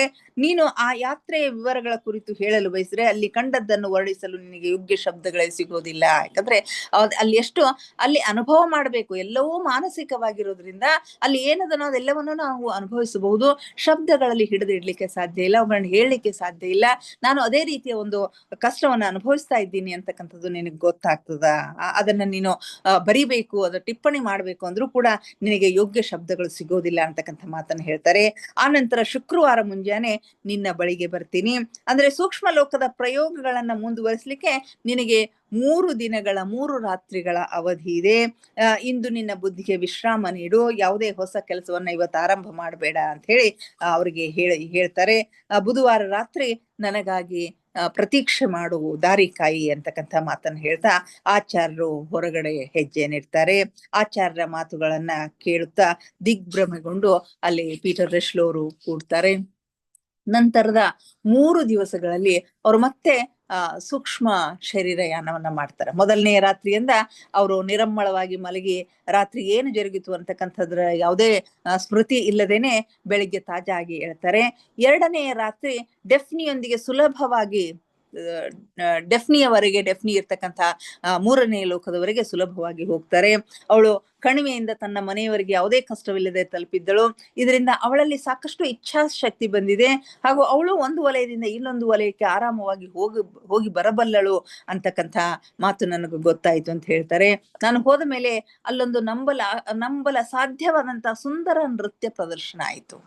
ಅಲ್ಲಿ ಇವರಿಗೆ ನಂಬಲಿಕ್ಕೆ ಸಾಧ್ಯವೇ ಇಲ್ಲದಂತ ಒಂದು ಸುಂದರವಾಗಿರ್ತಕ್ಕಂಥ ನೃತ್ಯದ ಪ್ರದರ್ಶನ ಆಗ್ತದ. ಅದರಲ್ಲಿ ದೇವತೆಗಳು, ಪ್ರಕೃತಿ ಆತ್ಮಗಳು ಹಾಗೂ ಪಕ್ಷಿಗಳೆಲ್ಲವೂ ಭಾಗವಹಿಸಿದ್ದು ಅಂತೆ. ಸರ್ದಾರ್ನಿಂದ ಬೀಳ್ಕೊಂಡು ಬರುವಾಗ ನಾವಿಬ್ಬರು ಯಾವಾಗ ಬೇಕಾದ್ರೂ ಅಲ್ಲಿ ಪುನಃ ಬರಬಹುದೆಂದು ಅವನು ಹೇಳಿದನು ಅಂತ ಹೇಳ್ತಾರೆ. ಅಲ್ಲಿಂದ ಎಲ್ಲ ಫಂಕ್ಷನ್ ಮುಗಿಸ್ಕೊಂಡು ಬರುವಾಗ ಸರ್ದಾರ್ನ ಭೇಟಿ ಆಗ್ತಾರೆ. ಅವನು ನಿಮ್ಗೆ ಯಾವಾಗ ಬೇಕೋ ಅವಾಗ ಬಂದು ಹೋಗ್ಬಹುದು ಅಂತ ಹೇಳಿ ಹೇಳ್ತಾನೆ. ಇನ್ನು ಬಂಗಾರದ ನಗರವನ್ನು ನಾನು ಸಮೀಪದಿಂದ ನೋಡಲು ಬಯಸುತ್ತೇನೆಯೇ ಎಂದು ನನ್ನನ್ನು ಅವಳು ಕೇಳಿದಳು. ನಂತರ ಅವರ ಪ್ರಯಾಣ ಹಾಗೆ ಮೇಲ್ಲೋಕಕ್ಕೆ ಹೋಗ್ತಾ ಇರತ್ತೆ. ಬಂಗಾರದ ನಗರಕ್ಕೆ ಹೋಗ್ಲಿಕ್ಕೆ ನೀನು ಸಮೀಪದಿಂದ ನೋಡ್ಲಿಕ್ಕೆ ಇಚ್ಛಿಸ್ತೀಯಾ ಅಂತಕ್ಕಂಥ ಮಾತನ್ನ ಕೇಳ್ತಾಳೆ. ಆಗ ಇವರು ಕೂಡ ತಮ್ಮ ಸಮ್ಮತಿಯನ್ನ ಸೂಚಿಸ್ತಾರೆ. ತಕ್ಷಣವೇ ನಾವು ಕೈ ಹಿಡಿದುಕೊಂಡು ಮಾರ್ಗ ಮಧ್ಯೆ ಗಂಧರ್ವ ಕಣಿವೆಯಲ್ಲಿ ಸ್ವಲ್ಪ ಹೊತ್ತು ತಂಗಿದ ಮೇಲೆ 5ನೇ ವಲಯದಲ್ಲಿ ತಲುಪಲು ನಿರ್ಧಾರಿತ ಸ್ಥಳಕ್ಕೆ ತಲುಪಿದೆವು. 5ನೇ ವಲಯಕ್ಕೆ ಹೋಗ್ತಾರೆ. 4ನೇ ವಲಯದಲ್ಲಿ ಗಂಧರ್ವ ಕಣಿವೆಯನ್ನ ನೋಡ್ತಾರೆ. 5ನೇ ವಲಯಕ್ಕೆ ನಿಗದಿತ ಸ್ಥಳಕ್ಕೆ ತಲುಪ್ತಾರೆ. ಅಲ್ಲಿ ಬೃಹತ್ ಬಂಗಾರದ ಬಾಗಿಲುಗಳಿರ್ತಾವು. ಆ ಸಮಯದಲ್ಲಿ ಅವು ಮುಚ್ಚಲ್ಪಟ್ಟಿದ್ದವು. ಅಲ್ಲಿ ಒಬ್ಬ ವೃದ್ಧ ಸಭ್ಯ ಪುರುಷ ಇವರಿಗಾಗಿ ಬಾಗಿಲುಗಳನ್ನ ತೆರೆದು ಇವರು ಬಂದಿರ್ತಕ್ಕಂಥ ಕಾರಣವನ್ನ ಕೇಳ್ತಾರೆ. ನಾವು ಯಾರು ಅಂತಕ್ಕಂಥದ್ದನ್ನ ಹೇಳಿ ತುಂಬಾ ಉತ್ಸಾಹದಿಂದ ಇದೆಲ್ಲವನ್ನ ನೋಡ್ಲಿಕ್ಕೆ ನಾವು ಬಂದಿದ್ದೀವಿ ಅಂತಕ್ಕಂಥ ಮಾತನ್ನ ಹೇಳ್ತಾರೆ.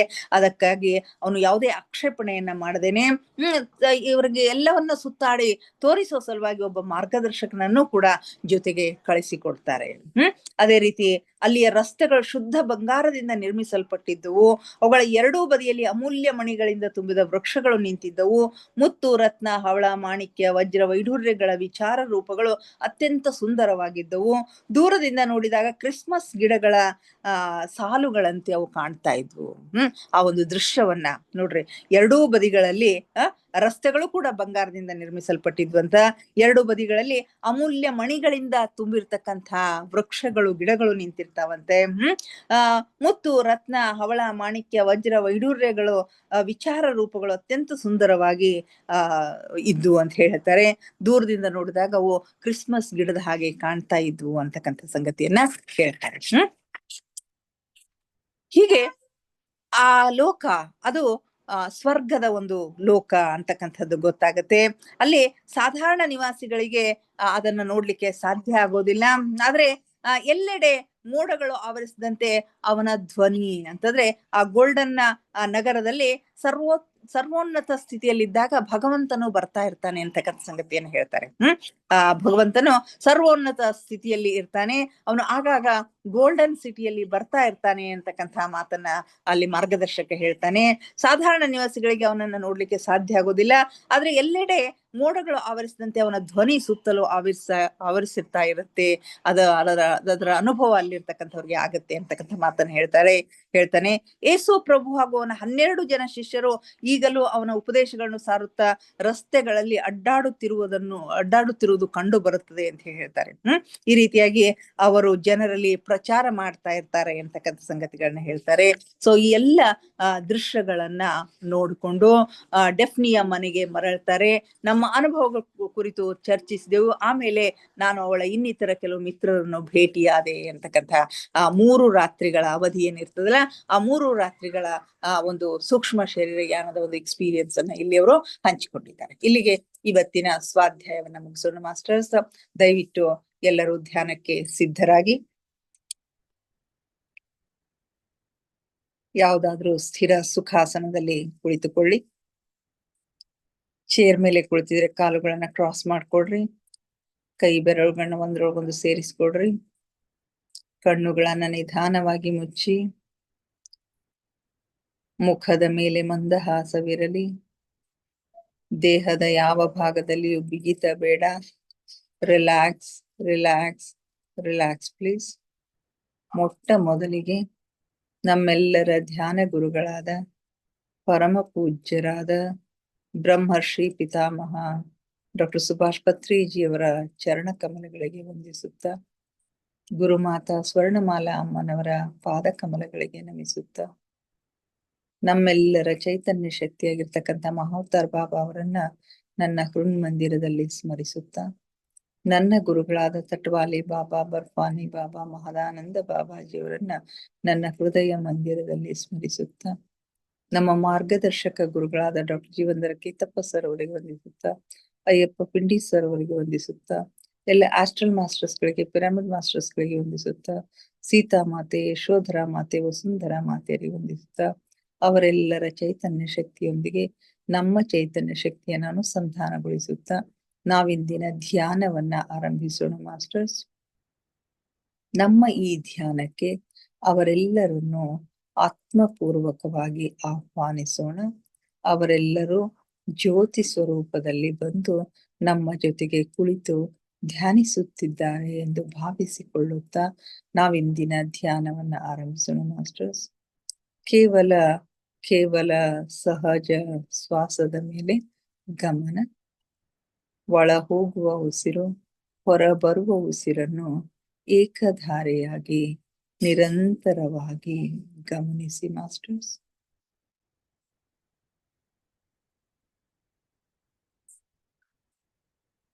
ಯಾವ ಆಲೋಚನೆಗಳು ಬೇಡ. ಆಲೋಚನೆಗಳು ಬಂದರೆ ಅವುಗಳನ್ನ ಬದಿಗೆ ಸರಿಸಿ ಮತ್ತೆ ಉಸಿರಿನ ಮೇಲೆ ನಿಮ್ಮ ಗಮನವನ್ನ ಕೇಂದ್ರೀಕರಿಸಿ ಮಾಸ್ಟರ್ಸ್. ಒಂದೊಂದು ಉಸಿರು ನಿಮ್ಮ ಗಮನಕ್ಕೆ ಬಾರದೆ ಹೋಗದಿರಲಿ.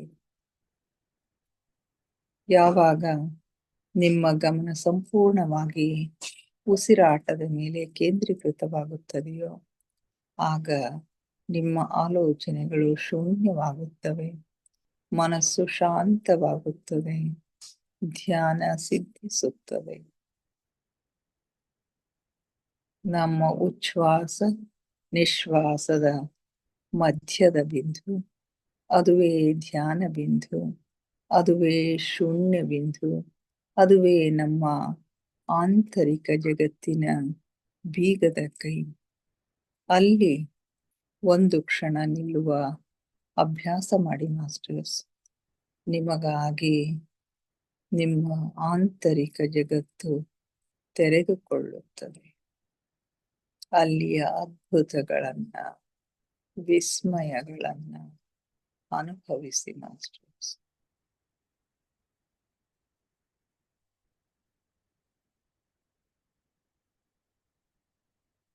ಆಲಿಸಿ ಆಲಿಸಿ ಸೂಕ್ಷ್ಮನಾದವನ್ನು, ಸೂಕ್ಷ್ಮ ಸ್ವರಗಳನ್ನು ಆಲಿಸಿ. ದಿನದ 24 ಗಂಟೆ ಸಂಗೀತ ಸೇವೆಗೈಯುವ ಜೀರುಂಡೆಗಳ ನಾದವನ್ನ ಆಲಿಸಿ, ಘಂಟಾನಾದವನ್ನ ಆಲಿಸಿ, ಓಂಕಾರ ನಾದವನ್ನ ಆಲಿಸಿ. ನೀವೆಷ್ಟು ಸೂಕ್ಷ್ಮಗಳನ್ನು ಆಲಿಸಲು ಸಮರ್ಥರಾಗುತ್ತೀರೋ ಅಷ್ಟು ನಿಮ್ಮ ಒಳಲೋಕದ ಆಗುಹೋಗುಗಳು, ಮೇಲು ಲೋಕದ ಆಗುಹೋಗುಗಳು ನಿಮ್ಮ ಗಮನಕ್ಕೆ ಸ್ಪಷ್ಟವಾಗಿ ಗೋಚರಿಸುತ್ತವೆ ಮಾಸ್ಟರ್ಸ್.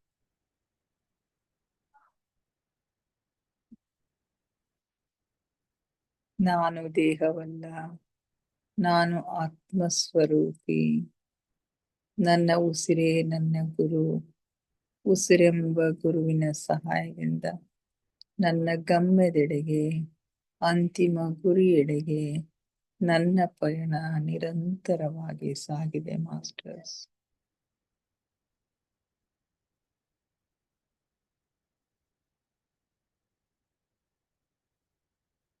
ಧ್ಯಾನ ಆಳವಾಗ್ತಾ ಇದೆ, ಉಸಿರು ನಿಧಾನವಾಗ್ತಾ ಇದೆ.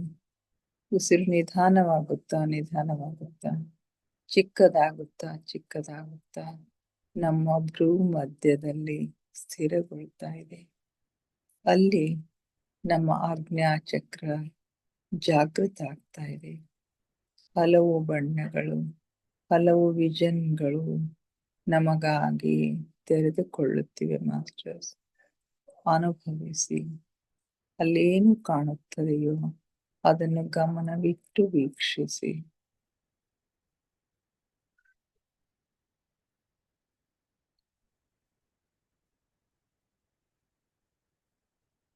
ಆಳವಾದ ಧ್ಯಾನದ ಹಾಲ್ಗಡಲಿನಲ್ಲಿ ನಿಮ್ಮನ್ನು ನೀವು ಮುಳುಗಿಸಿ ಮಾಸ್ಟರ್ಸ್. ಆಲಿಸಿ, ಆನಂದಿಸಿ, ಆಹ್ಲಾದಿಸಿ. ಆ ಪರಮ ಸಖ್ಯವನ್ನ, ಪರಮಾತ್ಮನ ಸಾನ್ನಿಧ್ಯವನ್ನ ಅನುಭವಿಸಿ ಮಾಸ್ಟರ್ಸ್. ಆ ಪರಮ ಪ್ರಕಾಶದೊಂದಿಗೆ, ಪರಂಜ್ಯೋತಿಯೊಂದಿಗೆ ಲೀನವಾಗಿ ಮಾಸ್ಟರ್ಸ್.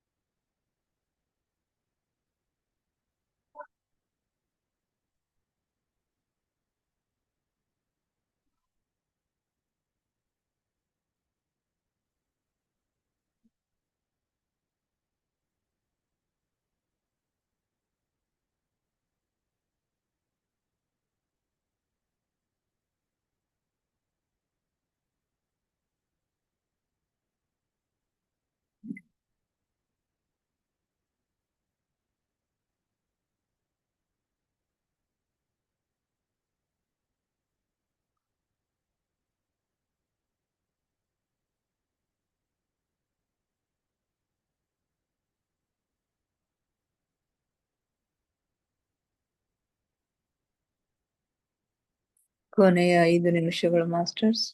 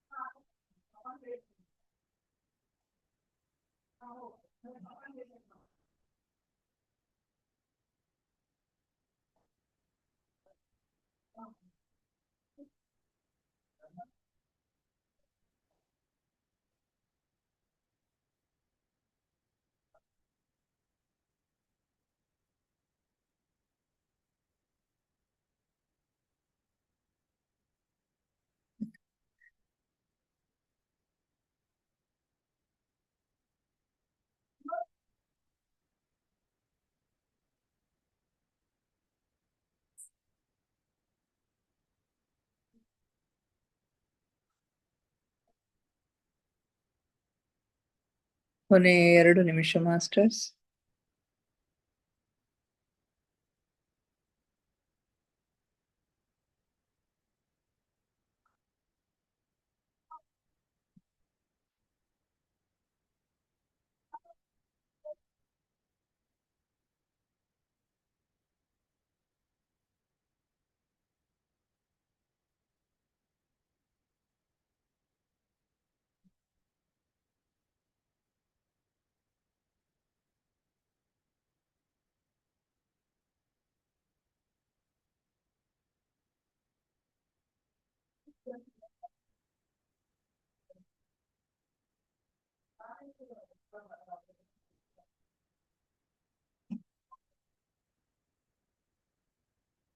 ಕೊನೆಯ 1 ನಿಮಿಷ.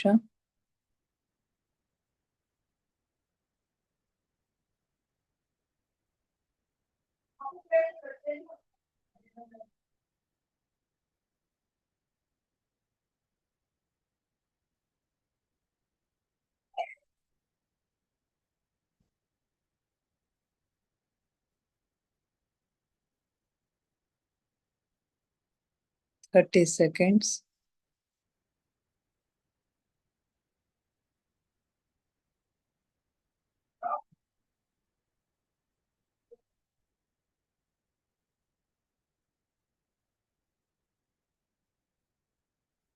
Ten seconds.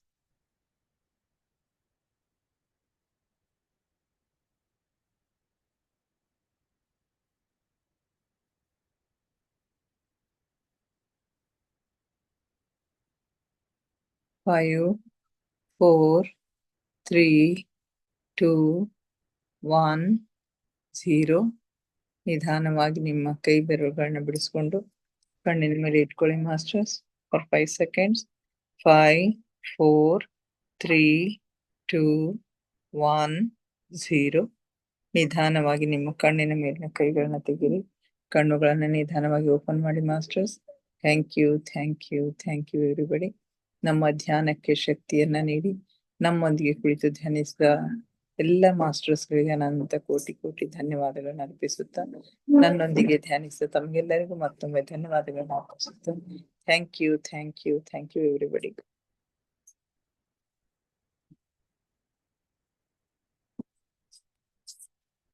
ಯಾರಾದ್ರೂ ಏನಾದ್ರು ಶೇರ್ ಮಾಡ್ಕೊತೀರಿ ಮಾಡ್ಕೊಡ್ರಿ. ಮೇಡಮ್ ಧ್ಯಾನದಿಂದ ಹೊರ ಬರ್ಲಿಕ್ಕೆ ಒಲ್ಲ ಅನ್ಸ್ತಿದೆ. ಹೌದಲ್ರಿ ಮೇಡಮ್? ಸ್ವಲ್ಪ ಚಂದ ಫ್ಲೋ ಆಗ್ಲಿಕತ್ತೈತ್ರಿ. ಅದನ್ನ ಯಾವಾಗ್ಲೂ ನಾನೇ ಫಸ್ಟ್ ಮಾತಾಡ್ತೀನಲ್ಲ ಮುಗ್ಯಣ ಹೇಳಿ ನಾಳೆ ಹಂಗ ಕೂಡ್ಬೇಕನ್ಸರ್ ಕೂಡ್ತೀನಿ ಮೇಡಮ್. ಹೊರಗ್ ಬರಂಗಿಲ್ಲ. Okay okay madam. Okay okay okay. ಅಲ್ಲ ಫೋರ್ಸಿಬ್ಲಿ ಯಾರು ಹೊರಗ್ ಬರ್ಬೇಡ್ರಿ. ಹಂಗಿತ್ರ ಗೊತ್ತಾಗ್ಬಿಡ್ತದ. ನೀವ್ ಅನ್ಮ್ಯೂಟ್ ಆಗ್ಲಿಲ್ಲ ಅಂದ್ರೆ ನಾ ಸರಿ ಸರಿ. Okay okay madam. Thank you. ಬಹಳ ಚಂದ ಇತ್ರಿ ಮೇಡಮ್. ಅಲ್ಲಿನೂ ಮತ್ತ ಮನೋಲೋಕದಾಗು 4 ಅಲ್ಲಿ 7 ಲೋಕಗಳವಂತ ನೋಡ್ರಿ. ಅಲ್ಲಿ ಎಷ್ಟು ವಿಚಿತ್ರ ಅಂದ್ರೆ ಇವೆಲ್ಲಾ ಇವ್ರು ಪೀಟರ್ ರಶಲ್ ಅವ್ರದ್ದು ಬರ್ತಿದ್ದು ಪತ್ರಿಜಿಯವ್ರು ಇತ್ತಾಗೆ ಓದ್ಯಾರ ಏನ್ರಿ ಮೇಡಮ್? ಹ್ಞೂರಿ ಮೇಡಮ್, ಅನುವಾದ ಮಾಡಂತ ಹೇಳ್ಯಾರಲ್ಲ. ಹೌದ್ರಿ ಹೌದ್ರಿ. ಅದ್ ಇಂಗ್ಲಿಷ್ ಒಳಗ್ ಓದ್ಯಾರ್ರಿ, ಪತ್ರಿಜಿಯವ್ರು ಓದ್ಯಾರ್ರಿ. ಅವ್ರು ಓದಿದ ಟಾಪ್ 10 ಪುಸ್ತಕಗಳಲ್ಲಿ ಇದನ್ನು ಒಂದು ಅಂತ ಹೇಳ್ಯಾರ್ರಿ ಅವ್ರು. ಅದು ಕನ್ನಡದೊಳಗ ಅನುವಾದ ಮಾಡಿ ನಮ್ಗೆಲ್ಲ ಇಷ್ಟು ಸರಳ ಆಗ್ಯದ್ರಿ. ಮತ್ತೇನೀಗ ಅದೇ ಅದೇ ಹೌದ್ರಿ. ಹೌದ್ ಹೌದ್. Okay madam. ಓಕೆ. ಅಂದ್ರೆ ಈಗ ಅವರು ಎಲ್ಲ ವರ್ಕ್ ಮಾಡ್ತಿರ್ತಾರಲ್ಲ ಮೇಡಮ್ ಪತ್ರಿಜಿಯವರು. ಅದು ಯಾವ ಇದ್ರಾಗಿರ್ತಾರೋ ಈಗ ಏನಂದ್ರಿ ಮೇಡಮ್? ಪತ್ರಿಜಿಯವ್ರಿಗೆಲ್ಲ ವರ್ಕ್ ಮಾಡ್ತಿರ್ತಾರಲ್ರಿ ಮೇಡಮ್ ಈಗ ಮ್ಯಾಲ ಸೂಕ್ಷ್ಮ. ಹ್ಞೂರಿ ಮೇಡಮ್. ಅವ್ರು ಈಗ ಮೇಲ್ ಲೋಕದೊಳಗೆ ಅದಾವ್ರ ಅವ್ರ ಕೆಲ್ಸಗಳು. ಅವ್ರು ಹೇಳ್ಯಾರ್ರಿ ಅವ್ರು, ನಾನು 150 ವರ್ಷ ಇರ್ತೀನಿ, 75 ವರ್ಷ ಇಲ್ಲಿ, 75 ವರ್ಷ ಅಲ್ಲಿ ವರ್ಕ್ ಮಾಡ್ತೀನಿ ಅಂದಾರ್ರಿ ಅವ್ರು. ಭೂಮಂಡಲದ ರಕ್ಷಣೆಯ ಜವಾಬ್ದಾರಿ ಹೊತ್ಕೊಂಡಾರಂತ್ರಿ ಅವ್ರೀಗ. ಭೂಮಿಯ ಶುದ್ಧೀಕರಣ ಮಾಡ್ಬೇಕು, ಅದಕ್ಕೆ ನೀವೆಲ್ಲ ಧ್ಯಾನ ಮಾಡ್ರಿ, ಭೂಮಿಗೆ ನಿಮ್ದು ಎಲ್ಲ ಧ್ಯಾನ ಶಕ್ತಿ ಹೋಗ್ಲಿ, ಎಲ್ಲಾ ಕಡೆ ಇದು ಒಳ್ಳೇದು ಬೆಳಿಲಿ ಅಂತ ಹೇಳಿ. ಅಂದ್ರೆ ಅವ್ರ ಅಯ್ಯಪ್ಪ ಪಿಂಡಿ ಸರ್, ಕೇತಪ್ಪ ಸರ್ ಅವ್ರಿಗೂ ಎಲ್ಲ ಹೆಲ್ಪ್ ತಗೋತಿರ್ತಾರೆ. ಅಂದ್ರೆ ಅವ್ರಿಗೂ ಗೈಡ್ ಮಾಡ್ತಿರ್ತಾರೆ. ಅವ್ರ ಮುಖಾಂತರ ಈ ಯಾರ್ಯಾರ ಕೆಪಾಸಿಟಿ ಅದಲ್ರಿ ಇಂಥವ್ ಸೇವೆ ಮಾಡ್ಲಿಕ್ಕೆ ಯಾರ್ಯಾರ ಸಾಧ್ಯ ಅದಲ್ಲ, ಎಲ್ಲಾರ್ಗಿ ಮಾಡ್ಲಿಕ್ಕೆ ಆಗಂಗಿಲ್ಲ. ಯಾರ್ಯಾರಿಗೆ ಏನ್ ಮಾಡ್ಲಿಕ್ಕೆ ಸಾಧ್ಯ ಅದ ಮಾಡಿರ್ತಾರ ಅವ್ರು. ಅದಕ್ಕೆ ಡೇ 1 ಲಿಂದ ಇಲ್ಲಿ ಅದ್ಭುತ ಏನಂತಂದ್ರೆ, ಯಾವ ವ್ಯಕ್ತಿ ಧ್ಯಾನಕ್ ಬರ್ತಿರ್ಲ ಡೇ 1 ಲಿಂದ ನೀವು ಪ್ರಚಾರ ಮಾಡ್ಲಿಕ್ಕೆ ಶುರು ಮಾಡ್ರಿ, ಡೇ 1 ಲಿಂದ ನೀವು ಟೀಚ್ ಮಾಡ್ಲಿಕ್ಕೆ ಶುರು ಮಾಡಿರ್ತಾರ. ಅದು ಎಷ್ಟು ನೀವು ಎಷ್ಟು ಮಂದಿಗೆ ಸ್ಪ್ರೆಡ್ ಮಾಡ್ತಿರ್ಲ ಅಷ್ಟು ನಿಮಗ್ ಬೆನಿಫಿಟ್ ಅದ. ಬೆನಿಫಿಟ್ ಅಂದ್ರೆ ಎಲ್ಲಾರ್ನು ಒಂದ್ ಒಳ್ಳೆ ಮಾರ್ಗಕ್ಕೆ ತಂದಂಗ ಆಗ್ತದೆ. ನಾವು ಮಾಡೋ ಪ್ರಯತ್ನ ಮಾಡ್ಬೇಕು, ಅಲ್ಲಿ ಫೋರ್ಸ್ ಮಾಡೋದಿಲ್ಲ, ಒಂದ್ಸರಿ ಅಷ್ಟೇ ಹೇಳೋದು. ಬಂದವರು ಬರ್ತಾರೆ, ಎಲ್ಲಾರು ಬರಂಗಿಲ್ಲಲ್ರಿ ಇದಕ್ನು. ಯೋಗ ಇರ್ಬೇಕು. Okay madam. Okay, thank you madam. ತುಂಬಾ ಚೆನ್ನಾಗ್ ಅನಿಸ್ತು ಗೌರವ್ ಅವ್ರೆ. ಚೆನ್ನಾಗ್ ಅನಿಸ್ತ್ರಿ ಮೇಡಮ್. ನಾನು ಸ್ವಲ್ಪ ಲೇಟ್ ಆಗಿ ಜಾಯ್ನ್ ಆದೆ. ಅದೇ ನಿಮ್ದು ಏನ್ golden temple, golden city explain ಮಾಡ್ತಿದ್ರಲ್ಲ, ಅದೇ ಕಣ್ ಮುಂದೆ ಬರ್ತಾ ಇತ್ತು ನೋಡ್ರಿ. ಎಲ್ಲೋ ಹೋಗಿದ್ರಿ. ಎಲ್ಲಾ ಬಂಗಾರದ ಬಾಗಿಲುಗಳಂತ, ರಸ್ತೆಗಳೆಲ್ಲ ಬಂಗಾರದವೇ ಅಂತ, ರಸ್ತೆ ಬದಿಗೆ ಇರ್ತಕ್ಕಂಥ ಗಿಡಗಳೊಳಗೆ ಎಲ್ಲಾ ಜ್ಯುವೆಲರ್ಸ್, ಎಲ್ಲಾ ರತ್ನ ಹವಳ ಎಲ್ಲ ಅಂತ. ಅಂದ್ರೆ ಅದಷ್ಟು ಸ್ವರ್ಗ ಸದೃಶ. ಆ ನಗರಕ್ಕ ದೇವ್ರು ಬರ್ತಿರ್ತಾರಂತ, ಯೇಸು ಕ್ರಿಸ್ತ ಅವ್ರೆಲ್ಲ ಇನ್ನ ಪ್ರಚಾರ ಮಾಡ್ಕೊತ ಅವ್ರನ್ನ ಅನುಯಾಯಿಗಳ ಜೊತೆಗೆ ಇರ್ತಾರಂತ. ಅದೆಲ್ಲ ಅನುಭವ ಮಾಡ್ಕೊಂಡಾರ ಅವ್ರು. ಅದೇ ಒಂದೊಂದ್ಸಲ ಇದು ನಿಜವಾಗ್ಲೂ ಆಗಿದ್ಯಾ ಇದು ಅಂತ ಅನಿಸುತ್ತೆ ಒಂದೊಂದ್ಸಲ. ಇದು ನಾವ್ ಇಮ್ಯಾಜಿನೇಷನ್ ಅಂತ ಅನ್ಸುತ್ತೆ ಒಂದೊಂದ್ಸಲ. ಅದೇ ಅಂದ್ರ ಅವ್ರು ಹೋಗ್ ಬಂದಿದ್ದೆ ಹೇಳ್ಯಾರಲ್ರಿ. ಅವ್ರಿಗ್ನು ನನಗ್ನು ನಂಬ್ಲಿಕ್ ಆಗಿಲ್ಲ, ಆದ್ರ ನಂಬ್ತಿರಿ, ಅದ್ರ ಸತ್ಯದ ಅಂತ ನನಗ್ ಅನಸ್ತದ ಅಂತಾರ್ರಿ ಅವ್ರು. ಅದಕ್ಕೆ ನನಗ ಅನ್ಸಂಗ ನಿಮಗ್ನು ಅನಸ್ಬಹುದು ಅಂತ ಹೇಳಿ ಮೊದ್ಲ ಅವ್ರು ಶುರು ಮಾಡ್ಯಾರ್ರಿ ಇದು ಹೇಳದ್ ಬರೀ ಮುಂದ. Okay okay madam. Okay, thank you madam. ನಿನ್ನೆ ರಾತ್ರಿ ನಿಮ್ದೆಲ್ಲ ಪೂರ ಕೇಳೇನ ಮಲ್ಕೊಂಡೆ. ತುಂಬಾ ಚೆನ್ನಾಗ್ ಅನಿಸ್ತು. ಹೌದ್ರಿ. ನೀವು ಜಲ್ದಿ ಹಾಕಿದ್ರಲ್ಲ, ಹೌದೌದು. ಅದು ನಾನ್ ಮತ್ತೆ ನನ್ಗೆ ಸಮಾಧಾನ ಇರ್ಲಿಲ್ಲ, ಫುಲ್ ಕೇಳೇ ಮಲ್ಕೊಂಡೆ. Okay madam. Okay, thank you madam. Thank you. Okay, ಮತ್ತೆ ಭೇಟಿ ಆಗೋಣ ಮೇಡಮ್ ನಾಳೆ. ಇನ್ನಿಷ್ಟು ಧ್ಯಾನ, ಸ್ವಾಧ್ಯಾಯ, ಸತ್ಸಂಗದೊಂದಿಗೆ ನಾಳೆ ಭೇಟಿ ಆಗೋಣ. Thank you, thank you, thank you everybody. ಮುಗಿಸೋಣ್ರಿ. Good night. Good night.